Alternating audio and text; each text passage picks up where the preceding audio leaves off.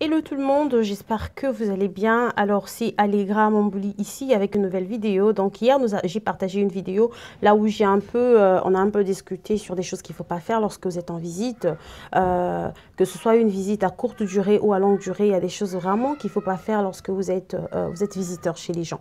Alors nous avons parlé de différentes choses, de plusieurs choses. Donc nous étions arrêtés au numéro 9. J'ai simplement arrêté par là parce que j'ai pas voulu emmener la vidéo trop longue. Alors aujourd'hui nous continuons. La chose numéro 10 que vous ne devez pas faire lorsque vous êtes un visiteur chez quelqu'un, c'est justement prendre des selfies et des photos sans la permission de la propriétaire ou du propriétaire de cette maison.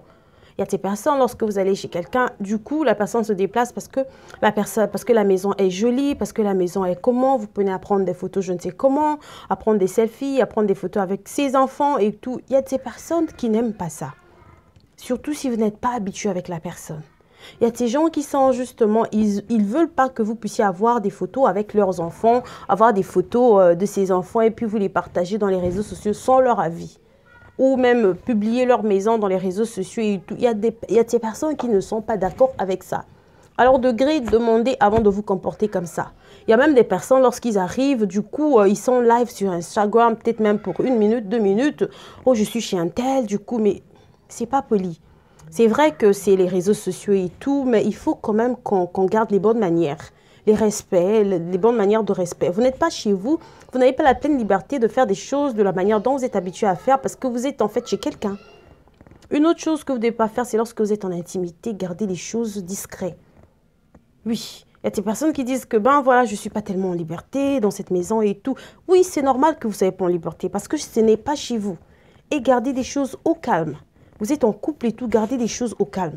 Ne commencez pas à faire des choses pour indisposer tout le monde et que le lendemain, les gens se réveillent, on vous regarde, je ne sais comment. Mais qu'est-ce qui se passait? Parce que la nuit, vous étiez en train de crier, de faire de je ne sais pas quoi, des sons, je ne sais comment. Non, c'est pas bien. Parce que chaque maison a justement ce que moi j'appelle un système de, je sais pas, de filtrer le son. Ou bien ces maisons-là où quand tu parles, vraiment le reflet de ta voix peut être assez...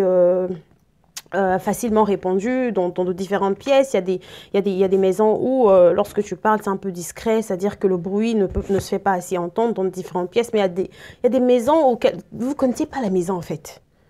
Donc, du coup, essayez d'être un peu discret. Si vous voulez vous déchaîner, attendez lorsque vous serez bien chez vous, tout à l'aise, déchaînez-vous comme d'habitude, comme vous avez l'habitude de faire de vos choses à la normale et tout, parce que vous ne serez pas là, en fait, pour toute la vie. Et voilà. C'est une raison pour laquelle vous êtes en visite. Donc, raison numéro 12, c'est-à-dire que lorsque le couple discute, par exemple, vous partez en visite chez quelqu'un et du coup, c'est le couple qui est en train de discuter, n'intervenez pas n'importe comment. C'est-à-dire qu'ils discutent, vous voyez qu'il y a quand même une dispute qui est là. C'est-à-dire n'intervenez pas n'importe comment. Intervenez lorsqu'il faut intervenir. Et si un parent est en train de faire une réprimande ou des reproches à son enfant, ne parlez pas. Soyez calme, observez jusqu'à ce que le parent finisse. Si vous pensez que le parent avait tort ou il a mal agi, attendez que le parent puisse finir et puis faites-lui la réprimande ou la reproche ou apportez un conseil lorsqu'il est seul ou lorsqu'elle est seule. Ne le faites pas, n'intervenez pas devant cet enfant dans le sens de dire que non, enfin, on ne fait pas ceci, on ne parle pas de cette façon à l'enfant, on ne fait pas ceci.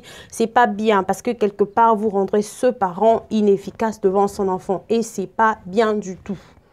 Il y a des parents qui n'apprécient pas ça parce que c'est pas bien en fait ce que vous faites.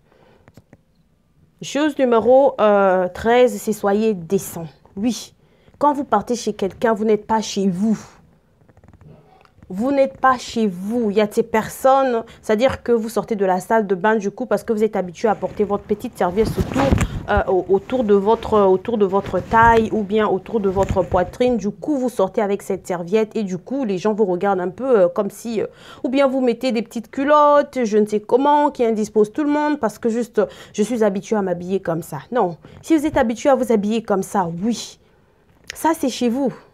Parce que si on vous invitait, par exemple, si vous partez, je ne sais pas, représenter une société, ou bien vous partez, par exemple, comment on dit, interview, comment on dit déjà en français, si vous partiez pour un entretien, vous n'allez pas vous habiller comme ça.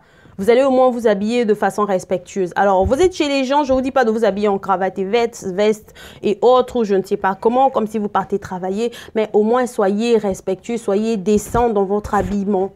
Ne commencez pas à mettre des petites culottes, des petites jupes à indisposer tout le monde.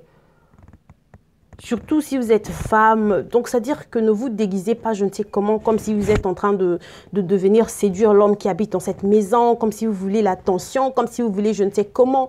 Parce que ces personnes qui viennent chez les gens, vous venez, du coup, vous vous habillez tellement mal. Vous indisposez même les enfants. Ils se demandent, mais maman, ton ami l'est comment, ta copine l'est comment, en fait, ta soeur l'est comment, ta cousine l'est comment, pourquoi elle s'habille comme ça?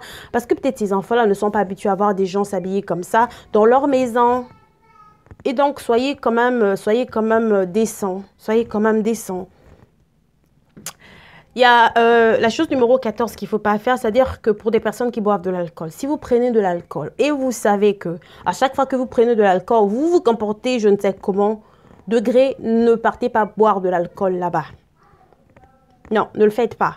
Il y a ces personnes, lorsqu'ils boivent, ils se déchaînent. C'est-à-dire qu'ils se comportent tout bizarre, ils deviennent une autre personne. Déjà, l'alcool stimule un certain courage. Ça vous met dans certains états que quand vous faites des choses sans pourtant vous rendre compte. Moi, je ne bois pas, chez nous, on ne boit pas. Mais pour des personnes qui boivent et tout, quand vous partez chez les gens, ne partez pas boire là-bas.